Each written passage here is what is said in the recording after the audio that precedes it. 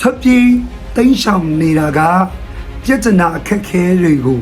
ပြည်လည်စေတဲ့နီလန်ကောင်းတစ်ခုမဟုတ်ပါဘူးဒီနေ့ကျွန်တော်ယုံကြည်သူများဖျားသားသမီးတစ်ယောက်အနေနဲ့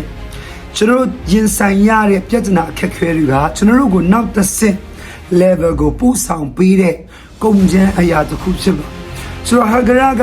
တခင်မဆာလာရဲ့ညင်းစေခြင်းနှိပ်စက်ခြင်းကိုခံရတဲ့အချိန်မှာသူကထွက်ပြေးဖို့ရန်အတွက်ပြင်ဆင်ပြီးတော့ထွက်ပြေးနေတဲ့လန်ကူလတနီယာမှာဖခင်ရဲ့ကောင်းကင်တမန်ကဒီလိုပြောတယ်အောက်ကျန်ကန်ဒီစစ်ချောင်းရဲ့ရှင်းတဲ့ပုံမှာစာရဲကျမဟာဂရာ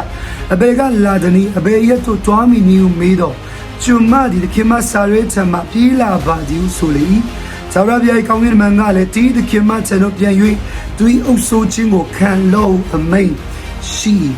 ဒီအာဂရာကသူတခင်မနှိပ်စက်လို့ပြဿနာအခက်အခဲကြုံလို့ဆိုပြီးတော့ထွက်ပြေးလာတာဖြစ်ပေမဲ့ဘုရားရဲ့ကောင်းကင်တမန်ကသူ့ကိုတွေ့တဲ့အခါမှာတခင်မစာရဲချမှာပြန်ပြီးတော့သူအုပ်ဆိုးခြင်းကိုတွားရောက်ခံယူဖို့ရန်အတွက်စကားပြောတာပါသဘောကဒီရင်ပြဿနာအခက်အခဲတွေကိုပြန်လည်ပြီးတော့တွားရောက်တာဝန်ယူဖို့ရန်အတွက်ရင်ဆိုင်ဖြေရှင်းဖို့ရန်အတွက်ပြောဆိုနေခြင်းဖြစ်ပါ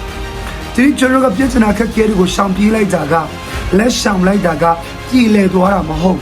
ဒါကြောင့်မို့ကျွန်တော်တို့က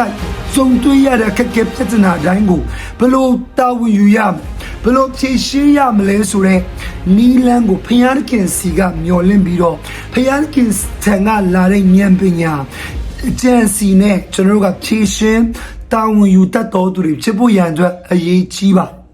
ဆိုကြတော့ဟာဂရာကတွေ့တဲ့ခင်မစီမှာပြန်ပြီးတော့အုပ်စိုးခြင်းကိုခံယူခြင်းပြဿနာအခက်အခဲတွေကိုရင်ဆိုင်တာဝန်ယူခဲ့ခြင်းအားဖြင့်သူ့ရဲ့ကိုယ်ထဲကနေပြီးတော့မင်းသား12ပါးတို့ရဲ့အဘဖြစ်တဲ့ဣရှမေလဆိုတဲ့မရေမတွက်နိုင်တော့အမျိုးလူမျိုးကြီးပေါ်ထွက်လာဖို့အကြောင်းဖြစ်လာစေခဲ့တယ်ဆိုတဲ့အရာကိုဒီနေ့စံစာထဲမှာဆက်ကြည့်တဲ့အခါမှာတွေ့ရတာဖြစ်ဒီနှုတ်ဘက်တော်နားထောင်နေတဲ့မိသားစုကိုအားပေးခြင်းကြုံတွေ့ရတဲ့အခက်အခဲပြဿနာတိုင်းကိုထွက်ပြေးဖို့ရန်အတွက်တိမ်းရှောင်လိုက်ဖို့ရန်အတွက်မပြင်ဆင်မကြိုးစားဘဲနဲ့ဘယ်လိုဖြေရှင်းရမလဲဘယ်လိုတာဝန်ယူရမလဲဆိုတဲ့ဖခင်ရဲ့နီလန်းတော်ကိုမျှော်လင့်တတ်တော်သူတွေဒီနေ့လက်ခံရယူတတ်ခြင်းအဖြစ်အရင်ကပြင်ဆင်ထားတဲ့ next level ကိုအတူတကွာသွားရအောင်ဆိုပြီးတော့ခွာပေးဝင်ငါခြင်းပါတယ်အရောက်တန်ဖျားသူကောင်းကြီးပေးပါစေ